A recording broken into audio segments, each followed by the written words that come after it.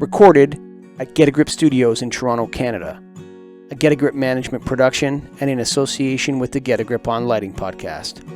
Financially supported by the National Association of Innovative Lighting Distributors and presented by the National Lighting Bureau, the Illuminating Engineering Society, and the International Dark Sky Association. Added to the IES's 2021 Progress Report. This is Starving for Darkness, a podcast.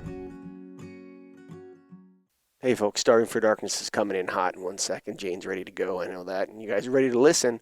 But before we do, we got to talk about Evluma, the people that sponsor this show, the magicians. evluma.com. Hover over products, click Dark Sky Friendly, and hit up that Omnimax, Greg. And why you do that is because the OmniMax can fit in just about every existing outdoor fixture that's out there. It's a retrofit bulb itself, and it has a Kelvin temperatures from 2K up to 5K, medium and multiple base, 20 kV to 10 Ka surge protection, has a photo control failsafe, which if your photocell goes out, this bulb, we'll call it, learns it over time, and then it will mimic whatever that photocell did. So it knows what it needs to do without the expense of having to go and replace the photocell. And all of it's in a compact size, so it's going to fit in your existing fixture. Go to evluma.com, hover over products, click on Dark Sky Friendly Lighting. God, they're doing it so right. Check them out, evluma.com. Now, here comes Starving for Darkness. Hello, listeners and darkness lovers. Welcome to another episode of Starving for Darkness. We are so excited to have Samyukta Manikumar on the show today. Thank you so much for coming, Sam. Sam is an advocate with the International Dark Sky Association and a member of the International Committee, and works in Slovenia, designing experience to help people connect with darkness and the night sky. Sam, we start every show with the same request, which is to please tell us about a dark sky experience that moved you to a place of awe. And I'm particularly interested in your answer because you work so much with the dark sky. So please tell us about an experience. That's it's really hard to pick just one because lately I've been spending a lot of time outside. But the one that always comes to mind first is in 2018 in Kenya. I was doing outreach with the company I worked for in a small town in southwestern Kenya. And it was like a really remote village, very little light and extremely dry. And it was during a lunar eclipse. And so at this moment of totality of the lunar eclipse, the moon, it goes red. So there's this red moon up in the sky and a line of planets. I think there were maybe 4 planets up that day, and the band of the Milky Way.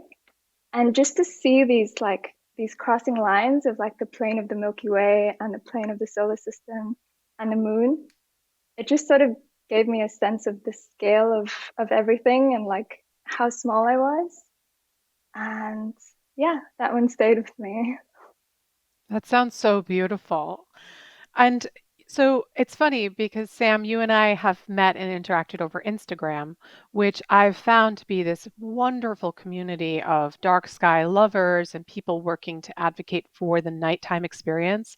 So it's nice to meet you and be able to talk to you and see how we can bridge these connections. And so actually on your profile, you describe yourself as building a bridge between the human, natural, and celestial. Can you talk about what this means to you, that language?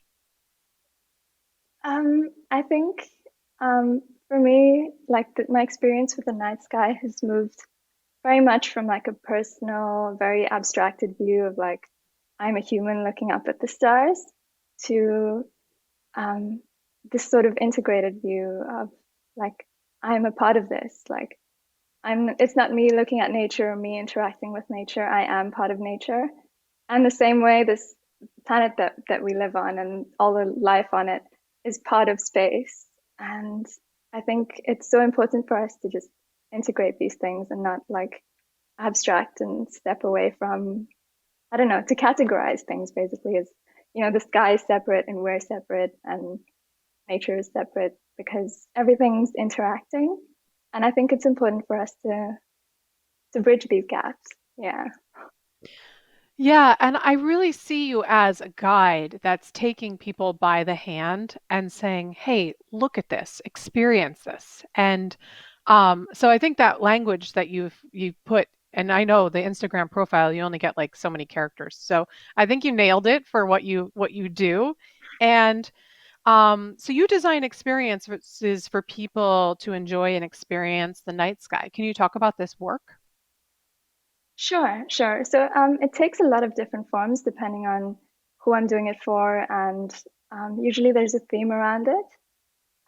So if it's science communication work, then it's usually about taking scientific concepts and using those to kind of inspire awe in people, or just like make them think about their place and everything. For tourism, it's usually different. With tourism, I try to integrate pieces of either the existing nature or the heritage of the place into an experience. So if I'm designing an experience for tourists, it'll usually be something that involves the perspective of the people, like local to the area, or maybe the wildlife in the area. In Kenya, that's been a bit hard because there's not much research about the interaction of wildlife and light pollution, but Hmm. that's what it would look like for tourism. And then for conservation, pretty much the link between wildlife and yeah, wildlife and light pollution, or like whatever flora and fauna and ecosystems there are, and how they engage with the sky. And recently, I also worked on a landscape interpretation project, which kind of, it's not really clear whether it's tourism or conservation. It's more of just, I think, encouraging people to explore an area through different perspectives. And that's generally, again, this interplay between heritage and culture and nature and people. I think that interplay that is something that you are bringing to this work that I think is fascinating. And when I was reading about you, you taught me the term archeoastronomy and ethnoastronomy. Are those the terms? Is that correct? Yeah, Yeah, exactly. yeah. And it was weird because I was actually reaching out to an old professor of mine this morning and explaining to him how potentially he could be a guest on the show. He's actually how I studied Hinduism and Buddhism. And I was asking, do you have any idea of practices that peoples have had with regard to the night sky throughout the the world? And then when I was reading your work, I was like, actually, here's the term, and I sent it to him, which was archaeoastronomy. So that term was exactly what I was trying to describe, but I hadn't had it. So can you talk about archaeoastronomy and define it for our listeners who haven't heard it yet, like myself? Okay. Archaeoastronomy is it's usually, okay, I'm really bad at defining things, but I'm going to give it a shot anyway. It's when people build constructions, and usually these constructions are related to the stars in some way. So, like most of your listeners, and maybe you guys will probably know Stonehenge. It's designed in a Hmm. way that lines up with a specific celestial event, which is, I think it's the sunset at solstice. I could Hmm. be wrong, but I think it's solstice. I think it's a Yeah, so solstice.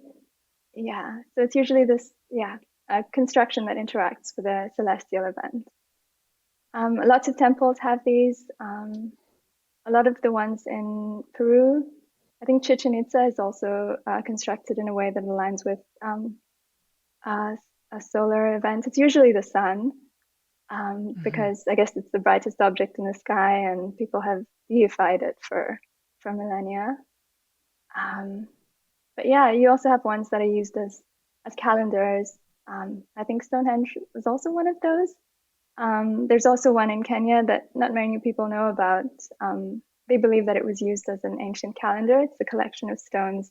It's like a mini Stonehenge. Um, yeah, sorry, that was a long definition. And no, that's great. And how would you define ethnoastronomy? Ethnoastronomy, the way I understand it, is like the relationship of an ethnic group to the stars. So in the past, different tribes and different cultures have looked up to the sky to make meaning from. And they usually come up with different ways to interact with the sky. So some tribes will time their rituals with certain celestial events, certain festivals or periods of mourning or wedding seasons or circumcisions or things like that. But it's also, it doesn't have to be so mystical.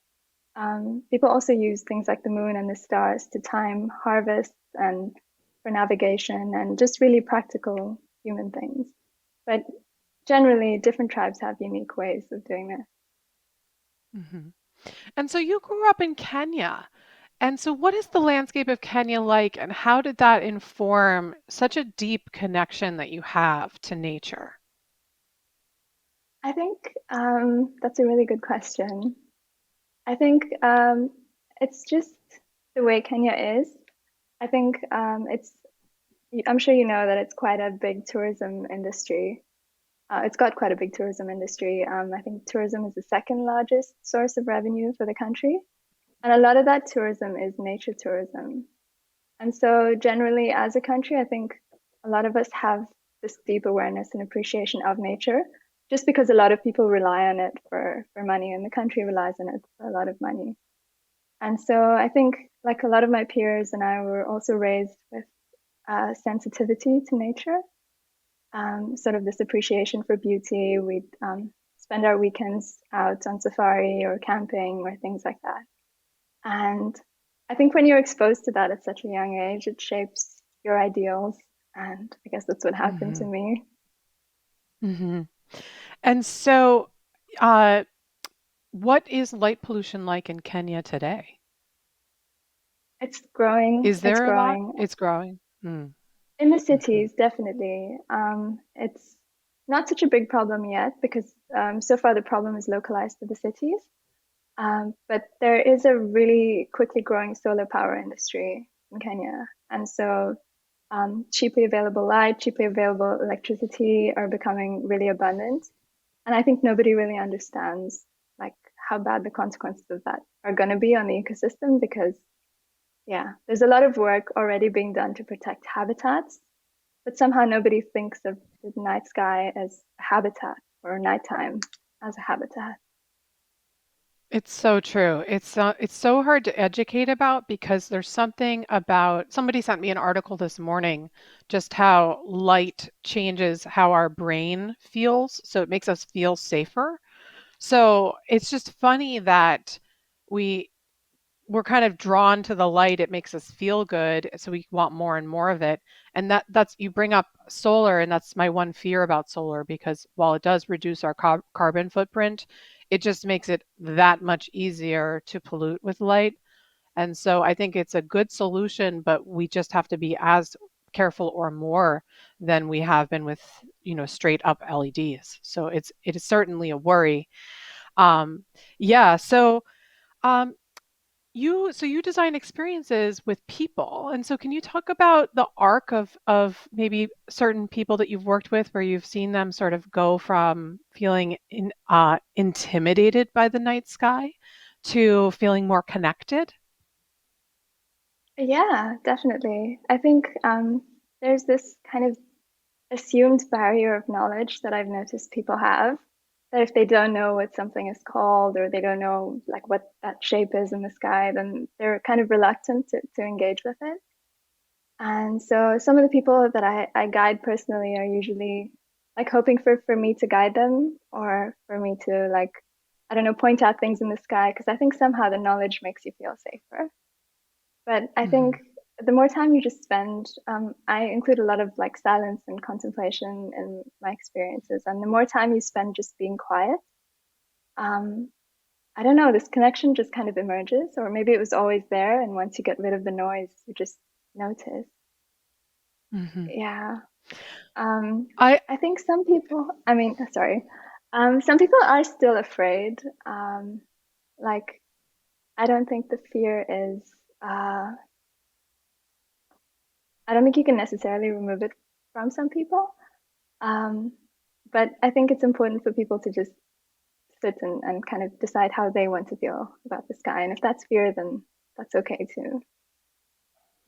I think there is something inseparable, and we've talked a lot about it on the show, of fear and awe kind of being right up against one another in this same uh, spectrum of emotions.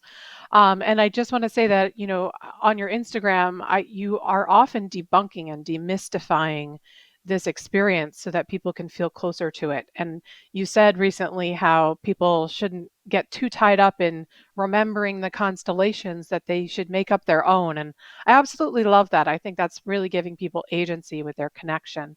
Mike, you wanted to jump in. Like I wanted to jump in tons of times, actually.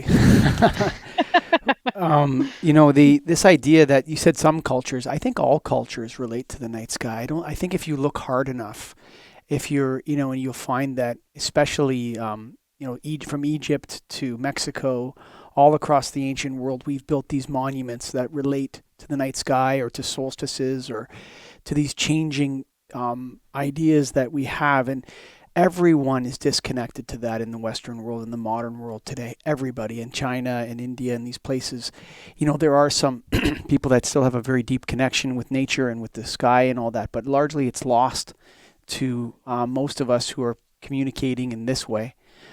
So anybody that uses these kinds of devices, phones, Zoom chats or whatever, have been completely disconnected from nature and darkness. How do you, what's the right way to ask this? How do you confound that? Like, how do it's almost like you're on this journey of conversion towards wanting to have that back. And you're trying to share it with people in these various experiences. And, for a lot of people, it's a box check or it's a bucket list. But, quite frankly, I want to throw it on the bucket list because, sorry for swearing, I think we're going to get kicked off of Apple or something. You can beep that out after. But there's almost, we've lost something intrinsic by not having this.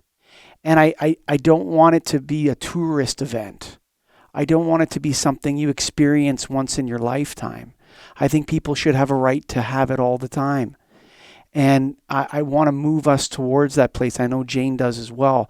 And this idea that darkness is fear or is missing most of what darkness is, which is health restoration, silence.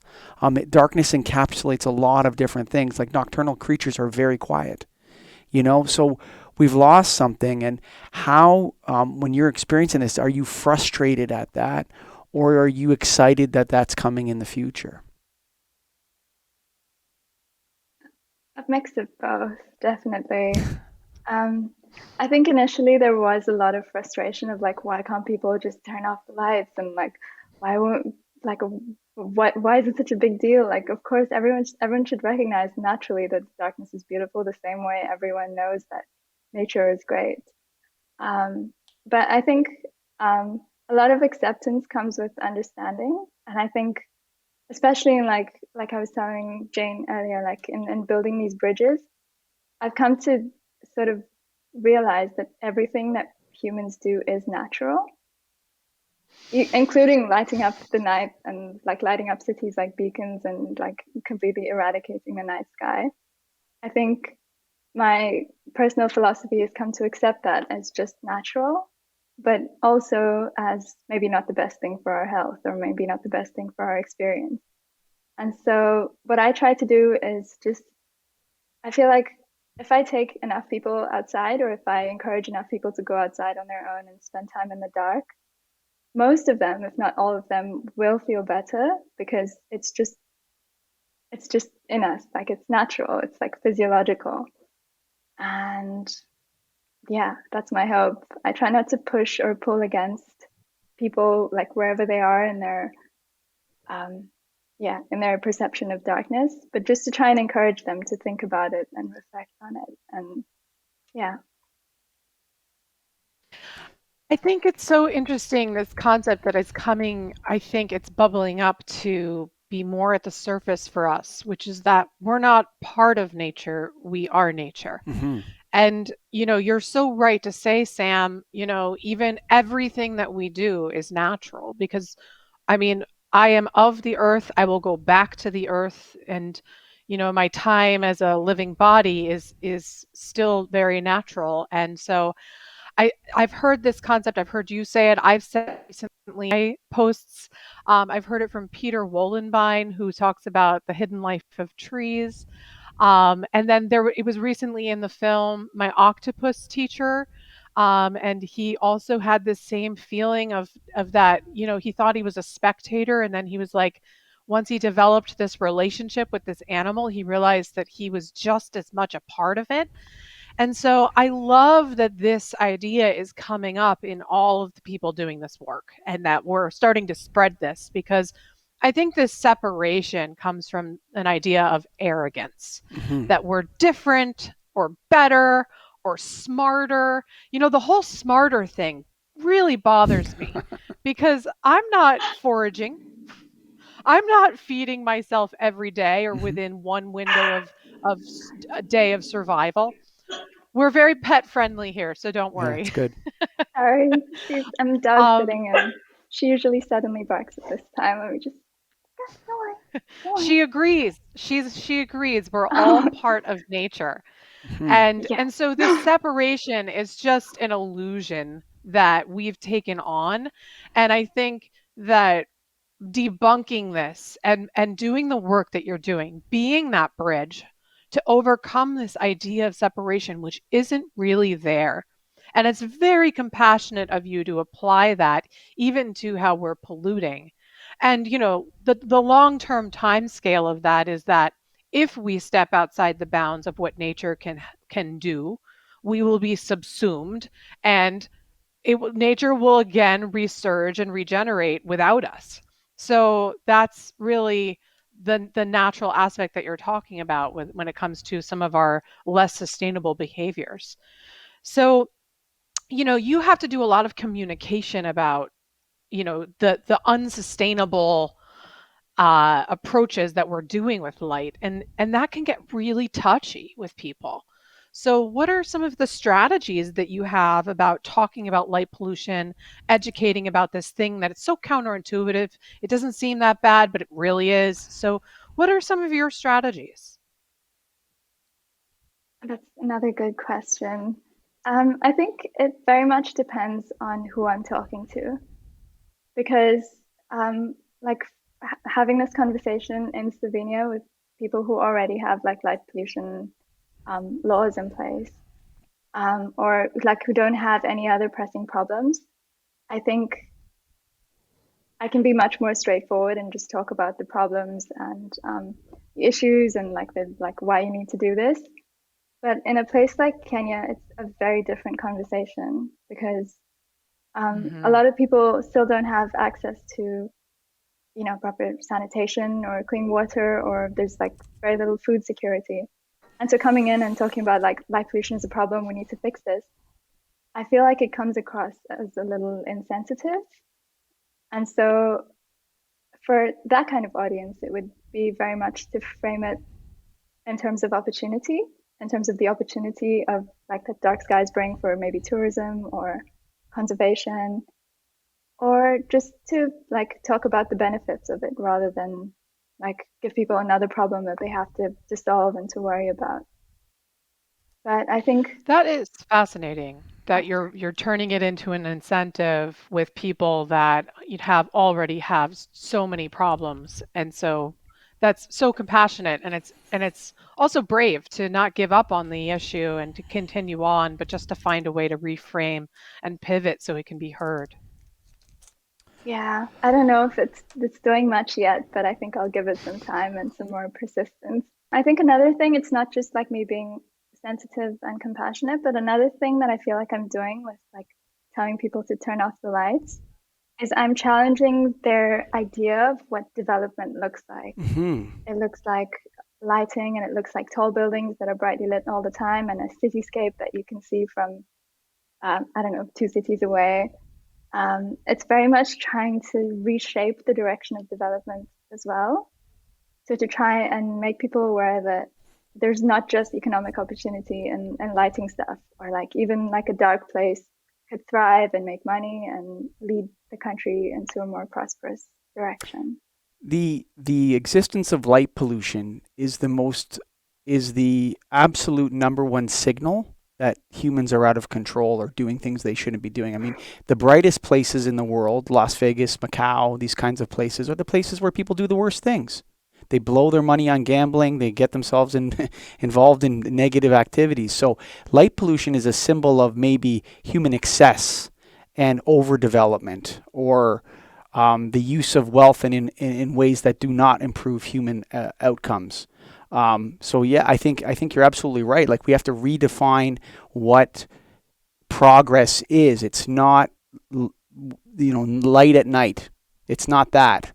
And actually, human progress is the restoration and preservation of natural darkness. That's what the argument should be moving towards, in my mind. Exactly. Yeah, I agree. So, I mean, I do think it's a really interesting conversation of how do we bring the right conversation to the right group of people. Because I think if you're hungry, you don't want to hear about wildlife being impacted by light pollution. If I'm hungry, I don't have any interest in that. So I think it's a very valid point to say, you have to change the conversation based on where you are. And I think that's something that, as advocates for the dark sky, that we all are facing, that each group of people really has a different connection to the night sky. And that's why I think your work is so fascinating, because um, Sam, you talk about bringing in the natural assets so that you develop programs and tours that can bring in natural assets that complement the night sky experience. And so let's talk about where you are now. So you are in Slovenia doing this advocacy. And so does Slovenia have good laws around the dark sky? As far as I know, as far as I've been able to find out, they have one that I'm not sure if I'm going to say this correctly. You guys probably know what this is about, but it says that they're not allowed to have any luminance above 0 degrees. I think that means that all the Okay. light has to be below the horizon, Yes. which is pretty Yeah. good. That's a good But law. in That's terms really of good. Yeah. Yeah. yeah, but in terms of like the types of light used, I've mostly seen just amber lighting. It's still LED, and there's still a lot of insects kind of buzzing around them. There are a couple of really bright white lights that drive me crazy, but I think it's doing okay. Yeah. And so what are the natural assets of Slovenia that complement the dark skies? Definitely it's got quite a hilly landscape. It has some of the Alps pass through Slovenia, and there's sort of a pre-alpine region where like I'm staying, so it's extremely hilly, and at night it's just magical. It's really pretty.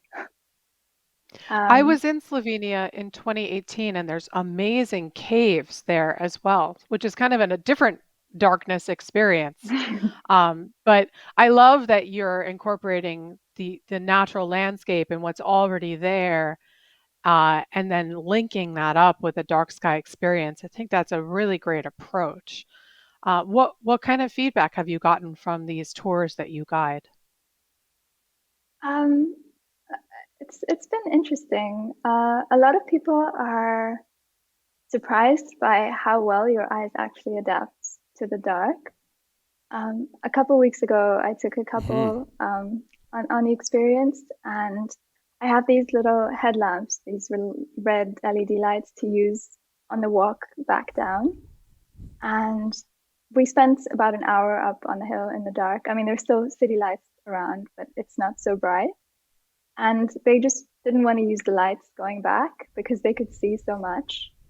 And it was close to the new moon, so I think, yeah, that was an experience I think that stayed with them. And then they talked about it later about how surprised they were that they could actually see so well without lights at night. Um, so yeah, that's one. Another one. So the experience starts around twilight, so right after the sunset, and just the way our perception of color changes as the amount of light gets lower. That's something that's interesting to some people as well. Like just before it gets completely dark, when you're looking at things, really all you're perceiving is contrast. It's all gray. And This is something I always ask people to think about like looking at a leaf or at the trees and asking themselves, does it look green because you know it's green? Because right now everything is just gray. It's yeah. That's another one. I'm trying to think of more. Yeah, it's Also interesting. sensation. Yeah. Oh, sensation. Sorry. No, go on, Sensation. go Just on. yeah. We're used to touching with our hands. But I think when you spend enough time in the dark, I've noticed this and other people have too, that your whole body becomes more sensitive. And like the way you perceive sensation in different places is it's different.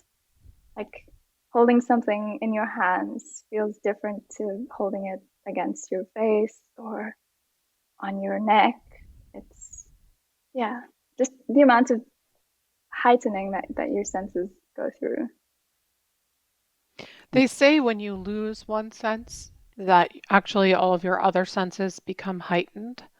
And so I think that that can sort of happen on a nightly experience because we are, seeing this dimming.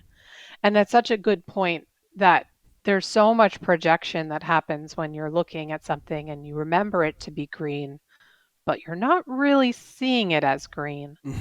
And I think that is actually a very philosophical point because it starts to make you step away from projections and maybe unnecessary narratives that could be happening in your mind.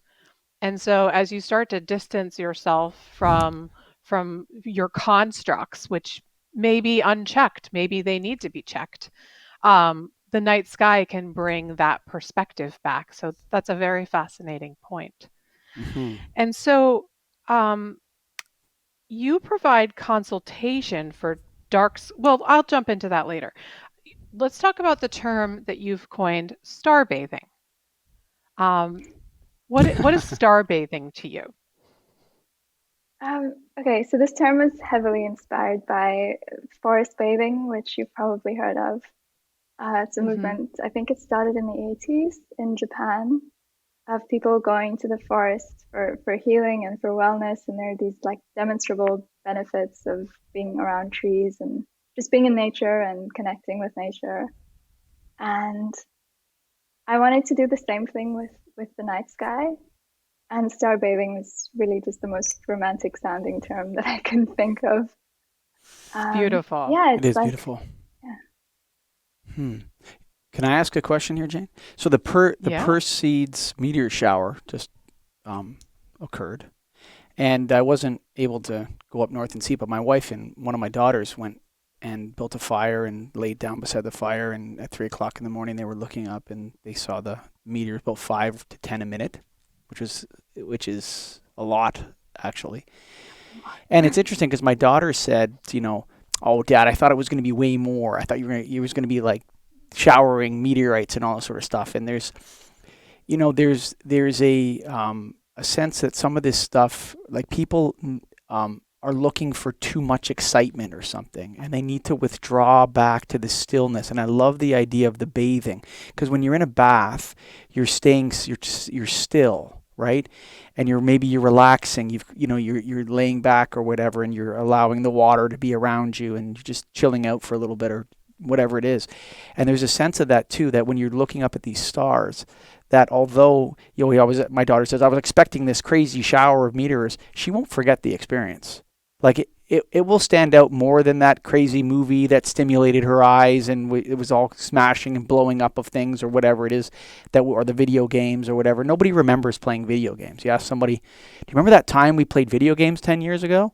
No, I don't remember any of that. But do you remember that time that we laid down and you lit a fire and we saw the Perseids meteor shower, and every minute there was like you could make 5 to 10 wishes on stars? Yeah, she'll remember that. And so that stillness is very memorable for us, that star bathing. So I absolutely love that term.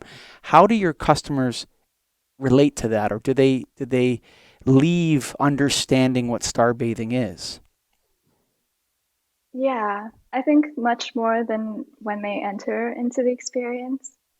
I think just because of maybe how astrotourism is everywhere, or the amazing pictures that we get to see because of astrophotographers. There's this idea that it's about space, and like space is very nerdy and you have to know what things are called, and like someone is going to show me this star or this constellation. But I think by the time you spend enough time just in stillness, you don't need any of that. It's just that kind of primal feeling. And I think the peace that you gain from that, I think it stays with them, because I always notice that the walks back, it's about the same route that we take up the hill and down the hill. And the walks back are always slower and more deliberate, and we'll stop to look at fireflies or bats or moths. Like, I think, yeah, I don't know if I could explain what star bathing is in words, or like the peace that you're supposed to feel. You're bathing But in I the think awe that of the universe. That's what it yeah. is. You know, I think of it, you know, in some ways it's interesting to think of the earth as like a womb that you're in. And there's this whole universe out there that is part of you, and what you are, and observing it is so essential. And I don't know, you know, we're in some ways I'm frustrated by the amount of time it's going to take us to turn this whole thing around, you know.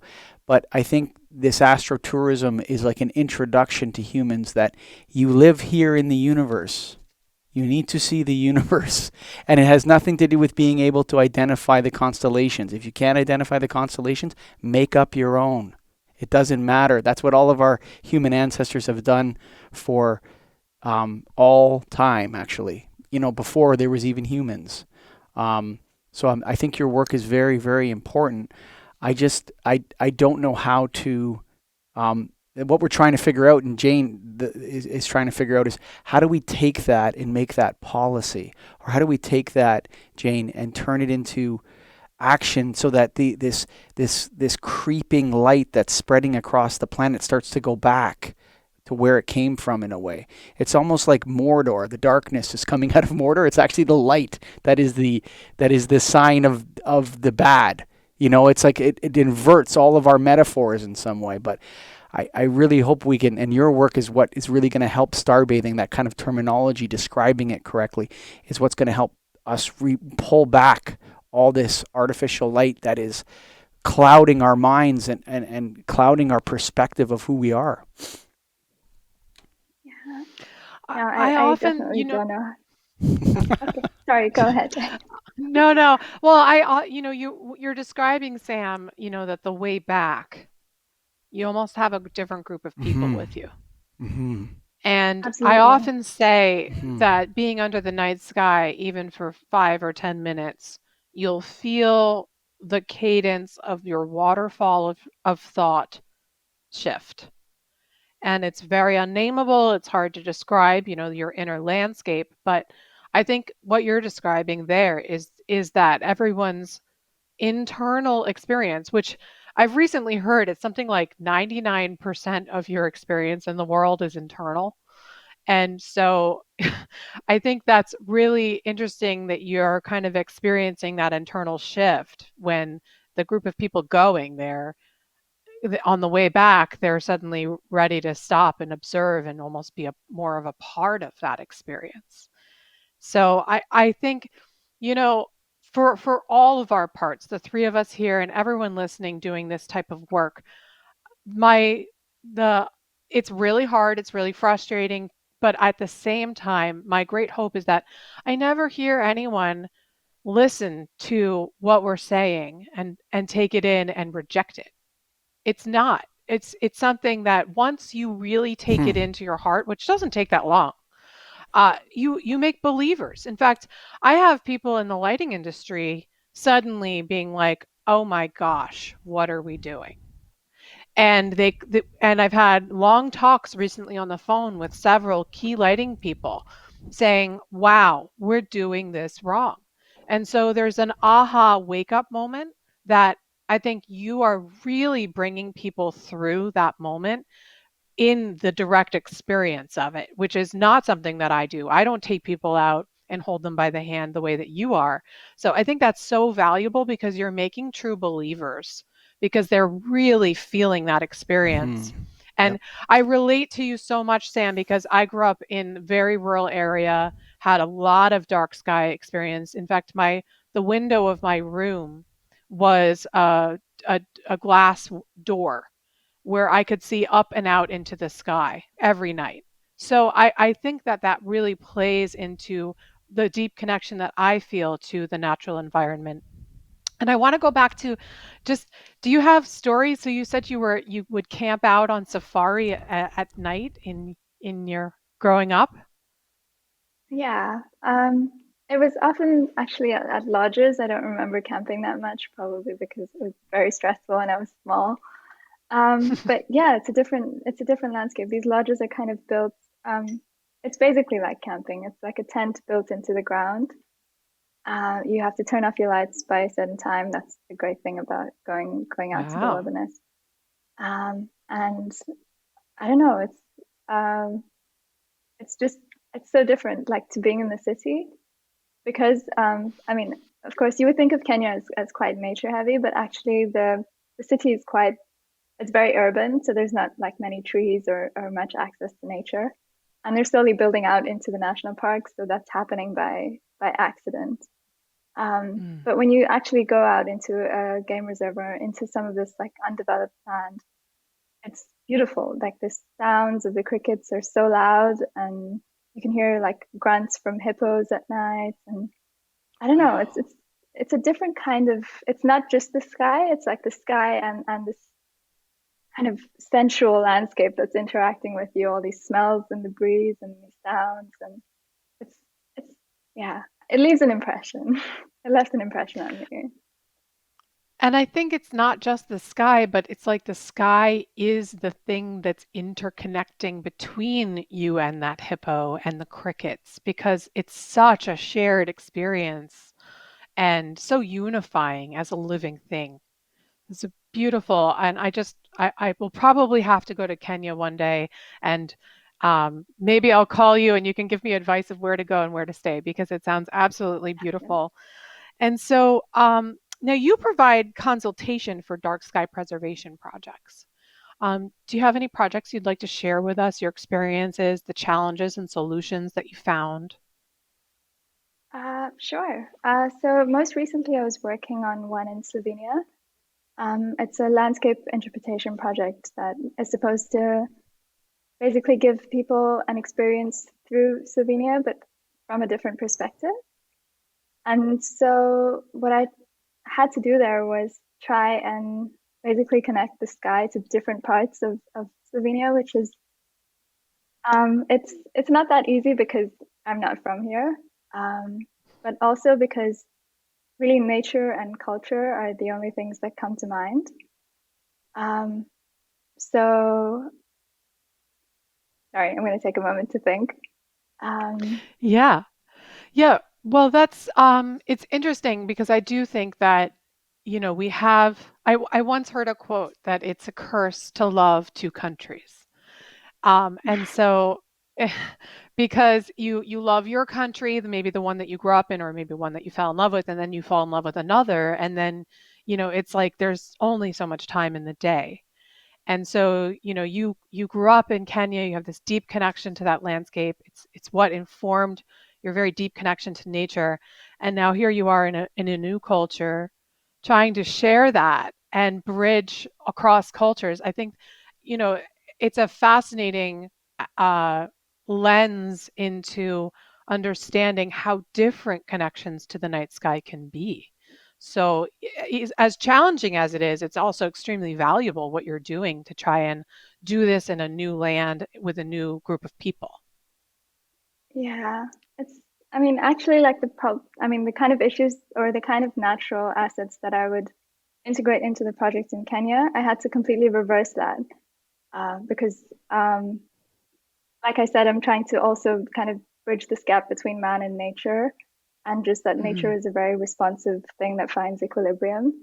And so one of the things was to install a pair of binoculars at a site next to a man-made lake. And so these binoculars would be used at night to look at deep sky stuff, but then also look at them to look during the day at the bird life that had suddenly migrated to this new artificial lake because the lake was built. Like there was no existing bird life before, and now there's a whole ecosystem This is as in a result of Kenya? something man-made. No, in Slovenia. Oh, Slovenia. Okay. Yeah. Wow. So, So s- yeah. So so also to integrate like birds using the sky for migration, and just to have these birds here as a representation of how nature kind of rebalances itself for every change that we make.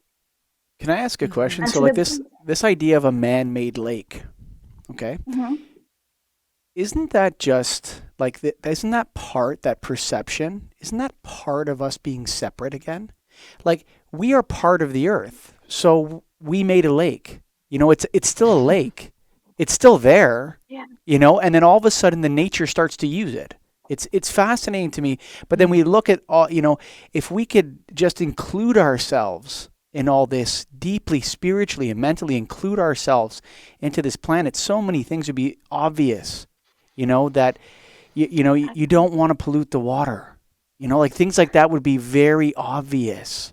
And it's like this separate, that's, and I'm not criticizing you, but that's a man-made lake, that's a natural lake. Well, they're both lakes. And in fact, the earth will be the final decider of what happens, not us.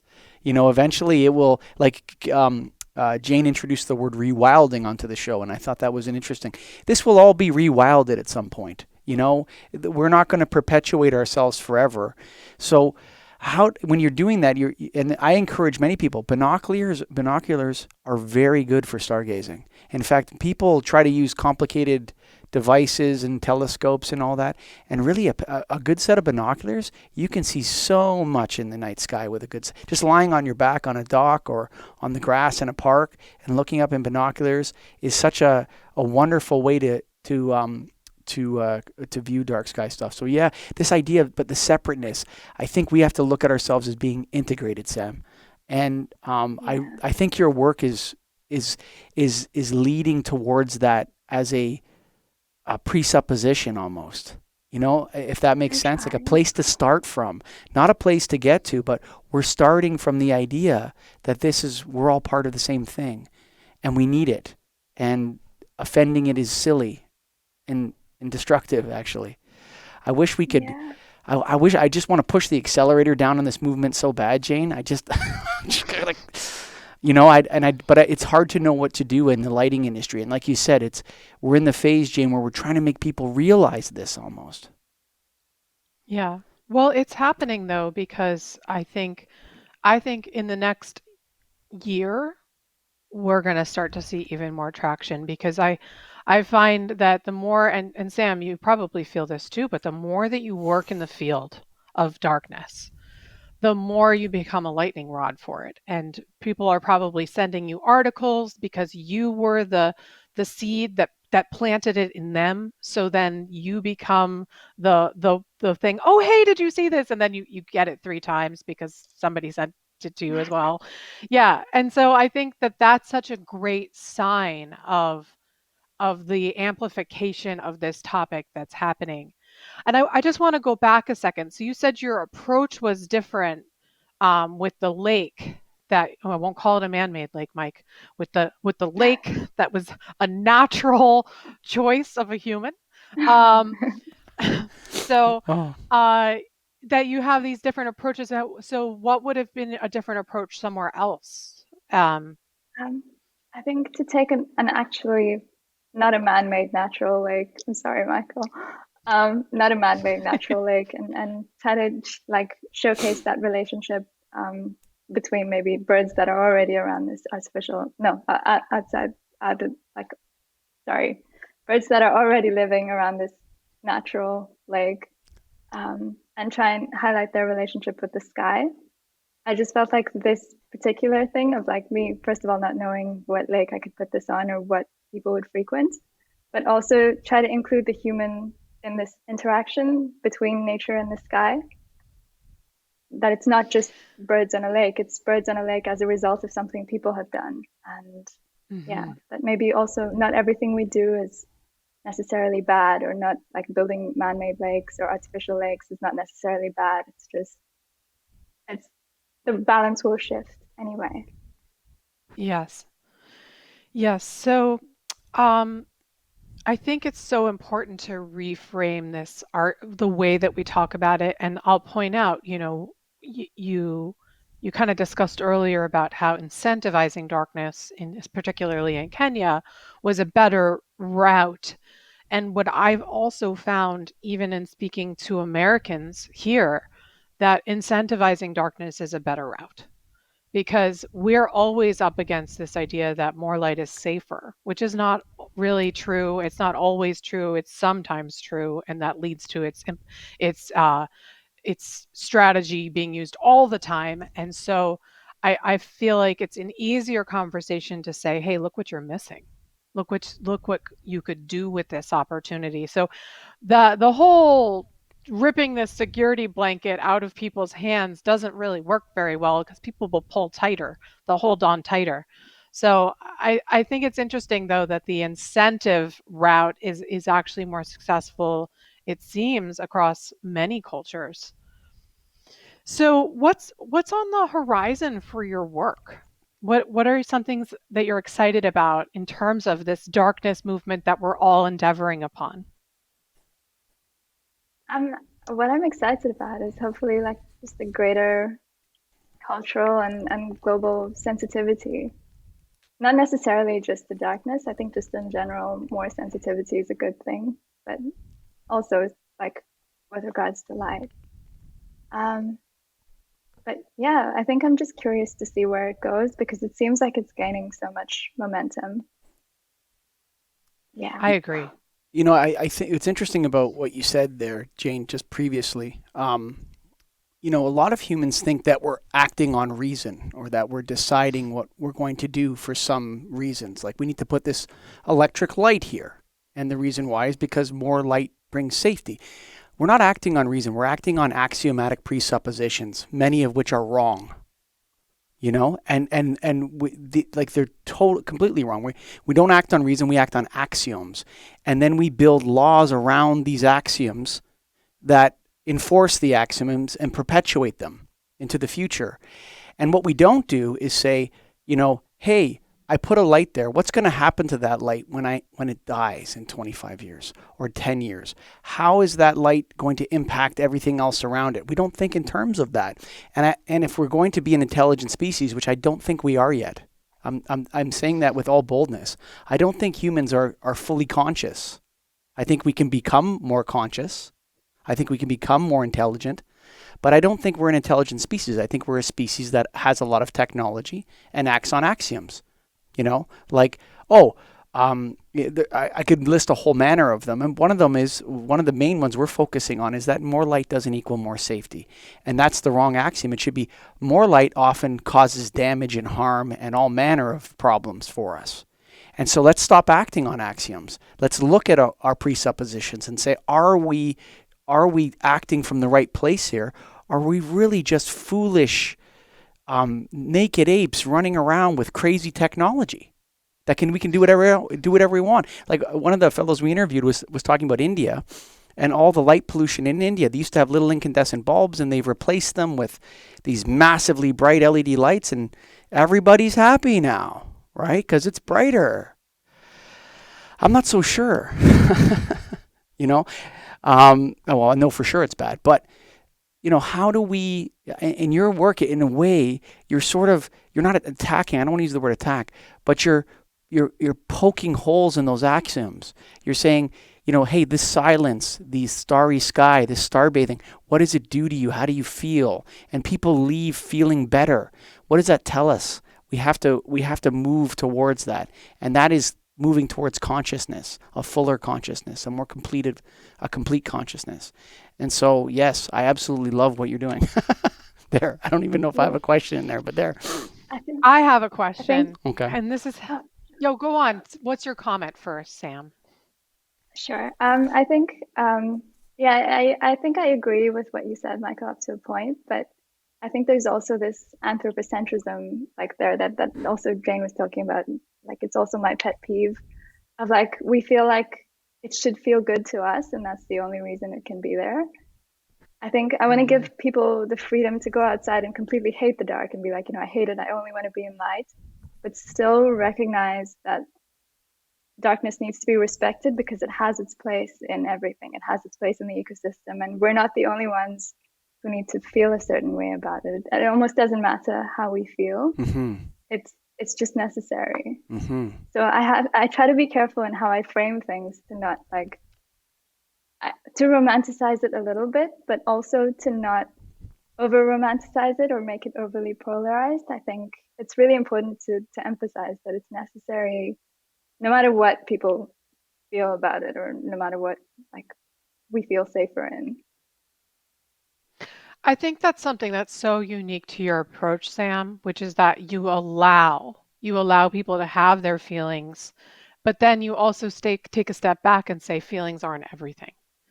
And just by allowing all of humanity's actions to be natural, I think it's also another unique way that you approach this work.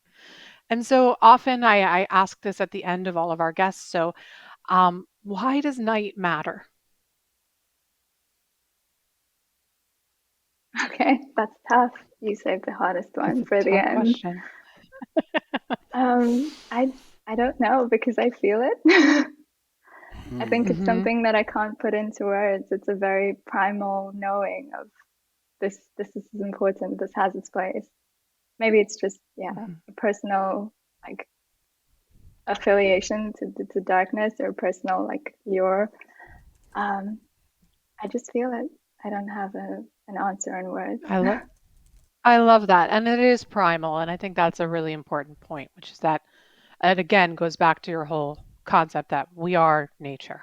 So, well, it's been a wonderful time to have you on the show. Mike, do you have any last words or comments or questions for Sam? Thank you for your work because I couldn't do it.